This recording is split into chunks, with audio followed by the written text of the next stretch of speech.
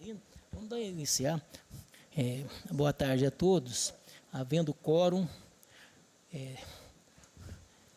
dos membros dessa corte, da primeira Câmara Criminal, eu declaro aberta a 28ª Sessão Ordinária Judicial e indago dos meus pares se há alguma ressalva ou reparo a fazer com relação à ata anterior.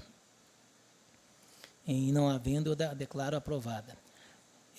Nós começaremos aqui pelos feitos onde há pedido de sustentação oral, desde que o desembargador Moura ele não participe como revisor, caso eu tiver, ou relator, ele está chegando. O item de número 1, consta que eu pedi sustentação oral, um habeas corpus de número 12.984, dígito 28, paciente Neucivan Costa Feitosa, impetrado meritíssimo juiz da Vara da Justiça Militar de Palmas, da minha relatoria. Este eu já o julguei prejudicado em face do paciente já ter sido colocado em liberdade pelo juiz de primeiro grau, e o voto já foi disponibilizado já. O item número 2 é a relatoria do desembargador Moura Filho. Há algum mais um pedido de sustentação oral? Deixa eu ver aqui.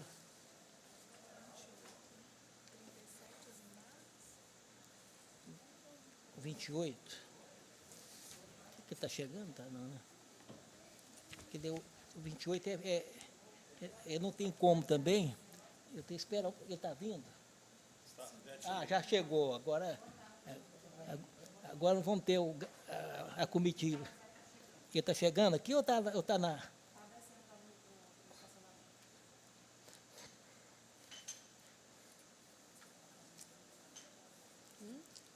Todos aqui, de sustentação oral, Moura, embargos, desembargador Só tem um Marcos, pedido, senhor presidente? Só tem um pedido de sustentação oral hoje? É só um, né?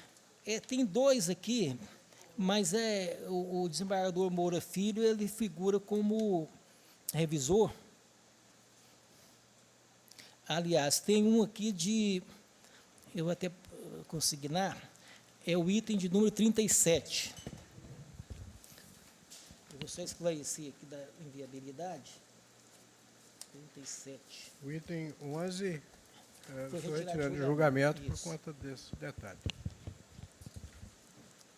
O item de número 37 são os embargos da declaração da apelação criminal número 1997, de 30 de 2019, referente ao acordo do evento 37, embargante Ministério Público do Estado do Tocantins, embargado Lucival de Souza Lima, e embargada também Kellen Cardoso Ferreira, e embargante Kellen Cardoso Ferreira. Há um pedido de sustentação oral por parte aqui da embargante Kellen, doutor Aprígio. Doutor Aprígio, o nosso ordenamento jurídico, precisamente no regimento interno, artigo 105, parágrafo 3º, não prevê a sustentação oral nos embargos. Em razão disso, fica indeferido. Viu? O parágrafo 3º traz a seguinte redação: não haverá sustentação oral no julgamento de embargos de declaração, arguição de suspeição, agravo interno, ressalvada a hipótese de extinção, por decisão do relator, de agravo interno interposto na ação rescisória, mandado de segurança e reclamação, e agravo de instrumento, ressalvados os interpostos contra decisões interlocutórias que versem sob tutela provisória de urgência ou de evidência, e quando houver reforma da decisão que julgar parcialmente o mérito. Então, em face disso, não há previsão. Certo? Deixa eu ver se há mais alguma situação aqui. O item de número 28, doutora Kellen, ela se encontra? Também não, né? Entendeu? 2, desembargador Moura, é o recurso em sentido estrito. Doutor Leonardo Souza Almeida. Doutor Bruno de Vasconcelos Gomes e Deliane Silva Pinto. Também, acho que não tem nenhum dos... O pessoal solicitaram.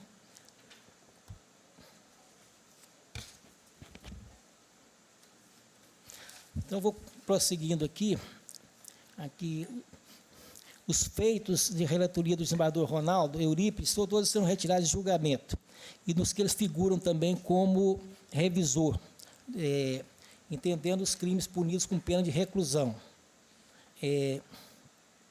Então, serão retirados, esse aqui é de julgamento, os itens de número 16, 17, 18, 19 e 20, onde a relatoria da desembargadora Ângela, mas com revisão do desembargador Ronaldo.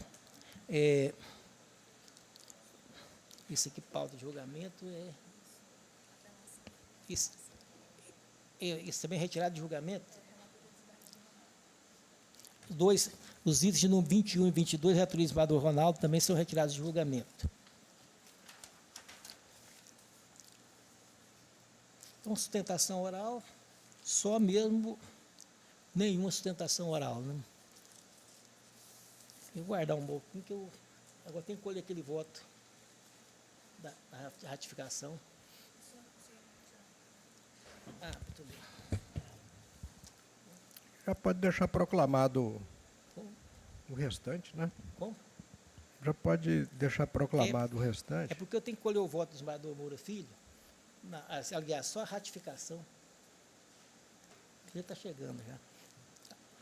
Assim, eu ratifico todos os Então, meus Senhor já presidente, apresentados aí no plenário. todos os meus votos. De igual forma também.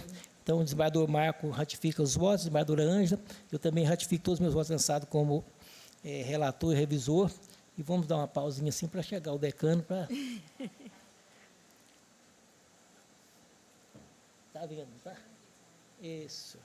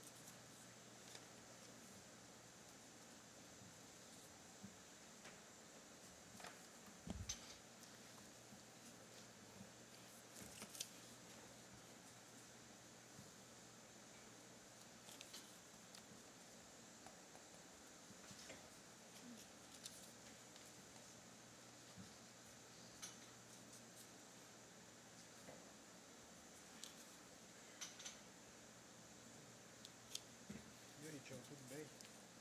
Fiquei sabendo que você tem uma festa grande de aniversário aí. Torcedor do Grêmio? Tricolor?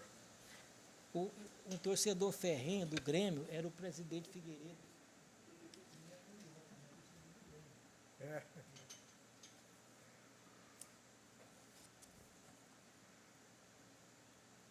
Engraçado, né? De família mineira, né? É, mineiro. Ele nasceu no Rio Grande do Sul, né? Foi lá em Passo Fundo. Boa tarde, desembargador. Em face de não haver sustentação oral, porque há uns pedidos aqui, mas os advogados não compareceram, inclusive um de relatoria de Vossa Excelência. O advogado não compareceu. Como? 28? Oh, só foi salvo pelo gordo. 28? Sim, 28, doutora Kellen. Kellen. É da minha relatoria. Então vamos a ele, né? Não encerrei ainda. É porque no momento que eu tinha feito a pregação aqui... Mas é apelação, né? É apelação. Eu acho que eu não voto nisso. Né? Vota. O item 28 é a apelação criminal número 10 do 122, 21. Apelante Gabriel Freitas de Azevedo e apelado Ministério Público do Estado de Tocantins, é da minha relatoria, e a doutora Kellen Alencar Calixto, ela, ao pedir sustentação oral, então, Vossa Excelência, doutora Kelly, tem a palavra pelo prazo regimental. O item 28.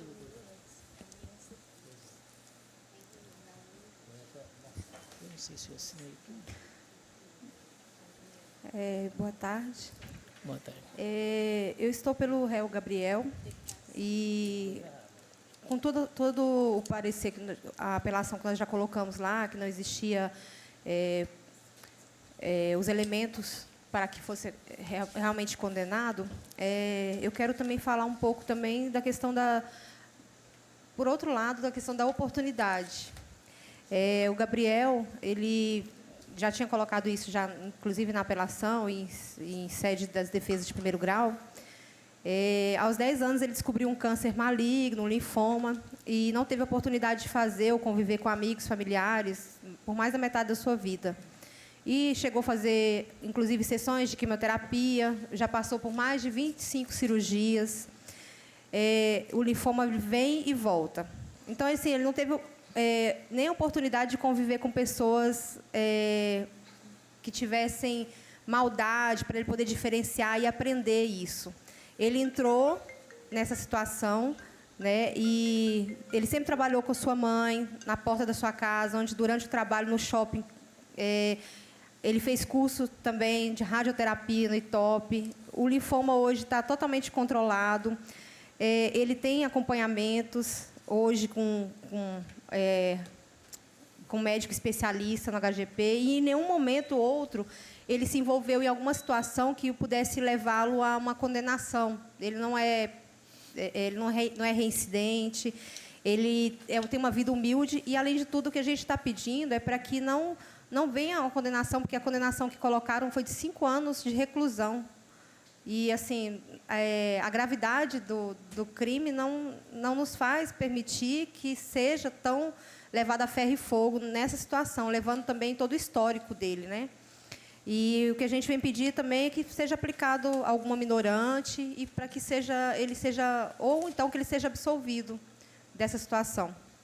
É o que a defesa trouxe para poder mostrar, porque já tínhamos passado na defesa, a gente já tinha apresentado algumas coisas, é só para falar um pouco da vida pessoal dele e o que levou também, talvez, ele participar dessa situação. Eu cumprimento a eminente advogada e passo a palavra ao representante do Serpul, doutor Adriano César das Neves. Excelentíssimo senhor presidente, senhores e senhoras desembargadores, senhora defensora. Bem, o Ministério Público se posicionou aqui com relação à manutenção da condenação, vez que a materialidade delitiva encontra-se suficientemente comprovada, conforme os autos de inquérito policial nos eventos 1 e 24, em especial o auto de prisão em flagrante, auto de exibição e apreensão, lado pericial de constatação de substância e depoimentos colhidos, tanto na fase administrativa quanto em juízo. A negativa, apesar da negativa da autoria do recorrente, verifica-se que o contexto probatório dos autos mostra-se coerente e seguro quanto à prática do crime descrito na denúncia. Com relação a concernente ao reconhecimento de aplicação do benefício previsto no parágrafo 4º do artigo 33 da Lei de Tóxico, tem-se que referida pretensão ressoa-se equivocada, já que,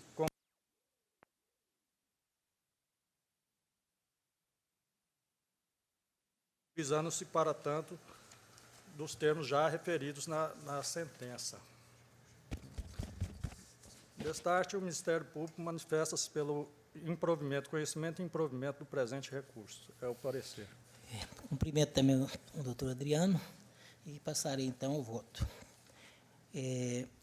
O fato, doutora Kelly, não obstante a questão da enfermidade do paciente, que reputa uma questão grave, mas isso se resolve a nível de juízo de execução, a questão da saúde dele.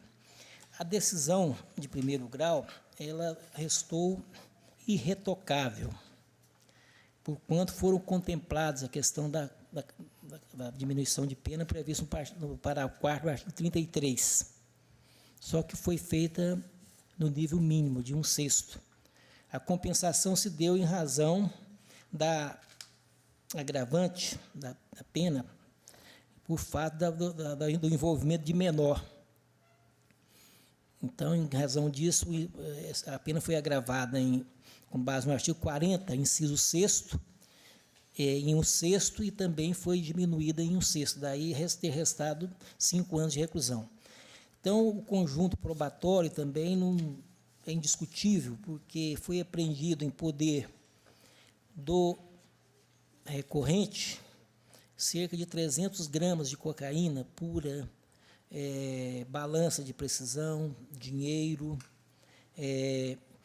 embalagens para acondicionamento de cocaína, conhecida vulgarmente por pinos, e o serviço policial naquela forma de investigação, no sistema de serviço de inteligência, foi feito a contento, e de forma que, pelo conjunto aqui, não há o que se falar em reforma da decisão, seja a nível de absolvição ou até mesmo de mais redimensionamento da pena menor. A emenda ficou nos seguintes termos: apelação criminal, artigo 33, caput, combinado com o artigo com o parágrafo 4º e combinado com o artigo 40, inciso 6, ambos da Lei 11.343, de 2006, pleito absolutório, previsto no artigo 386, inciso 7, impossibilitado, redução da pena base no mínimo legal, também impossibilidade, reconhecimento do tráfico privilegiado, de forma impossibilitada, insurgências já concedidas, modificação do regime de cumprimento da pena, inviabilidade, apelo conhecido e improvido. O acervo probatório em ambas as fases procedimentais é firme, coerente e uníssono em afirmar que o apelante mantinha em depósito, manipulava e comercializava, com a ajuda de menor, MRS, dos S, entorpecente na cidade de Palmas. Os depoimentos policiais encontram-se consonantes, passando assim a ter ainda mais valor, probando, levando em consideração o enredo em que se deram as investigações, por se tratar de agentes públicos que, no exercício de suas funções, praticaram atos administrativos e gozam de presunção de veracidade, especialmente quando isentos de qualquer dúvida, no sentido de prejudicar o réu, mas apenas de coibir a prática de infrações penais. A reprimenda inicial restou fixada, respeitados os critérios previstos no artigo 59 do Código Penal, que são as circunstâncias judiciais, todas analisadas e consideradas neutras. Daí o fato da pena base restar fixada em 5 anos de reclusão, mas o acréscimo previsto no artigo 40, inciso 6, que resultou a maior e depois, de novo, redimensionada, no final, ficou grafado em 5 anos de reclusão e 500 dias multa em importe mínimo. E o regime prisional é o semiaberto. Então, por tais razões, eu estou conhecendo do recurso e improvendo. Com a observação que Vossa Excelência, com a condição de advogada, qualquer facilidade no cumprimento da pena, a lei de execução penal prevê a forma lá de, salvo engano, no artigo 117, da pessoa enferma, aquela coisa toda, ter a possibilidade até de cumprir a pena em regime domiciliar, dependendo da circunstância. Então, estou improvendo o recurso, é como voto. Desembargador Moura Filho. Acompanhando Vossa Excelência. Desembargador Marco Vilas Boas. Senhor presidente, realmente, bem pontuado por Vossa Excelência, é uma situação dramática. No entanto, nessa seara processual, tem-se que é preciso averiguar se o fato foi típico, antijurídico e culpável, que é o caso específico, a prova de materialidade, autoria. Não há como fugir de um decreto condenatório. No entanto, ele foi aplicado em seu grau mínimo, inclusive reconhecendo a figura privilegiada. E penso que, como bem ressaltou Vossa Excelência, as questões de humanização do cumprimento da pena serão resolvidas na fase de execução. Se houver exacerbamento ou qualquer medida que, evidentemente, tenda a colocar em risco a própria vida do executado, aí sim, em grau de recurso, poderemos agir, ou até mesmo na via do habeas corpus, se houver algum constrangimento ilegal a ser sanado. De modo que eu acompanho integralmente Vossa Excelência. Recurso conhecido e improvido, unânime. Desembargador Moura Filho, em face do encerramento dos pedidos de sustentação oral, Vossa Excelência ratifica os votos lançados no sistema plenário? Senhor presidente, Todos, ratifico todos. só um detalhe. Há uma matéria enfrentada que não está no voto de Vossa Excelência, que nós nos manifestamos, que é acerca desse fato específico em relação a essa parte da humanização da pena e de que isso será tratado na execução, na via da execução penal. Até mesmo para que a gente já tenha assim, uma perspectiva de solução futura do problema, uma sinalização. Eu acho interessante porque ajuda mesmo o próprio juiz a resolver o problema por lá. Inclusive, desembargador Marcos, o doutor Luiz Gilmar, ele tem sido um expert nessas questões. Ele é um juiz. Então, a pena dele é bem dosada no mínimo, né? E, no caso de execução, ele é o juiz da execução penal. Agora, cabe, por exemplo, no caso, tanto principalmente a defesa, mas o Ministério Público também é atento. Só que o fato dele é uma questão um tanto grave, porque ele envolveu o menor, né? E, infelizmente, a questão do tráfico hoje, ele não é só, além do vício que leva os jovens, tudo, está levando à morte mesmo, por execução. Virou um cenário de morte aqui, principalmente em Araguaína. Araguaína virou terror, né? Araguaína, Gurupi, Palmas, Guaraí, Paraíso. Então, é uma forma que... E o legislador tem atuado com muita determinação, e principalmente agora o Supremo Tribunal Federal, que veio a decidir em repercussão geral o problema do confisco de bens, imóveis, tudo que é envolvido com o tráfico. Mas a situação aí é um semiaberto. Né? O regime é o semiaberto. É um regime semiaberto. Então, por exemplo, então, o caso se o dele, recolhimento for em local inapropriado, que coloque em exposição, por exemplo, o sistema imunológico, nós sabemos que a pessoa, no controle radioterápico, fica sujeita a essas vulnerabilidades.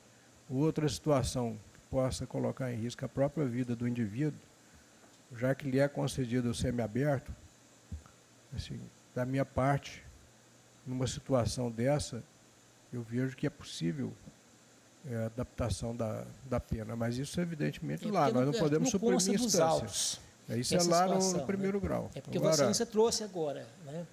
Agora, isso aí pode ser levado lá junto ao juiz da execução, no sentido até de minorar. Ele vai direto para o regime domiciliar, no caso de... Né? A minha proposta é a seguinte, é que no voto e também na ementa, remetamos essa matéria à decisão do juiz de primeiro grau como matéria pertinente à execução da pena. Porque não veio nos autos a questão da enfermidade dele. Como? Não tem? Não tem. Ela trouxe agora. Não, mas se trouxe agora, é possível conhecer da matéria, no caso, ainda por exemplo, que seja... são situações assim, que eu até sugiro que, independente, se não houver recurso para a instância superior, mas independente disso, já começa, ainda que a execução seja de pena de prisão provisória, é possível flexibilizar nesse aspecto, certo? Pois mas é isso, alegação conjuntada seródia de documentação acerca do estado de saúde do paciente, matéria que deve ser resolvida pelo juiz da execução da pena na sua função de condutor do processo e dentro dos aspectos de humanização, etc. E tal. É algo que pode constar do Eu vou do voto. acrescer no meu voto. Nós não estamos essa decidindo questão nada, da colocação. Não é com a gente, e que se tem, que se de fato é assim, é ele que decidirá. Como?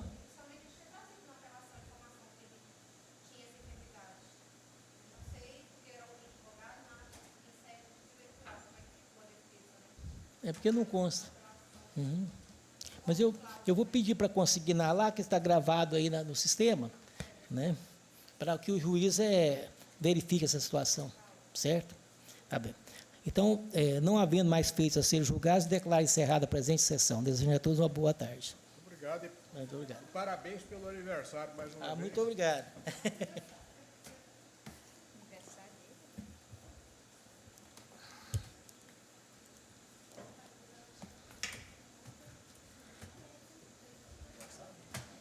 Em pena de anos, né? Que é depois.